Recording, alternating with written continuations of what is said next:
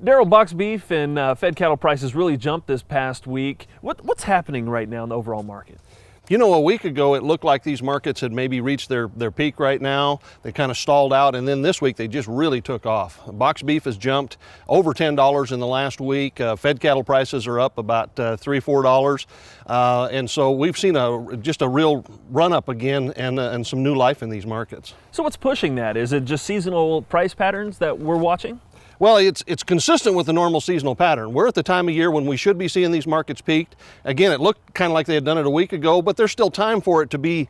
Part of that is certainly seasonal, but there's other things going on in this market as well. So I think it's a little bit more than just a seasonal thing. So what do you expect from here? I mean, we've had this nice little run up. Where's it going to go? Well, you know, we're where we are in part because of the seasonal pattern and because of the weather effects that we've had. Beef production this year is down about 1.8%. Most of that's due to lighter carcass weights, and so that's still the residual effect of the winter weather. Now, looking forward, the other side of it is there is certainly some indications now that demand is actually stronger, and so not only is it tight supplies, but it appears to be some demand strength, and that's going to be the key going forward.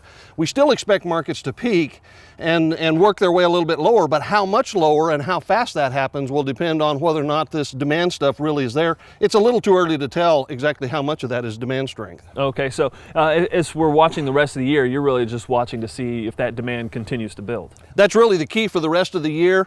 Normally, again, we peak about now, we go down through the late summer, almost to Labor Day, and then we come up again in the fourth quarter. But the question is, will we go down as much as normal? If demand is trending up, then we'll see that seasonal effect muted, and we may not drop all that far into the summer if we really have that combined with the fact that we still have some good supply fundamentals. Okay, any good tips that you have for producers out there on marketing their cattle right now or coming up in the fall?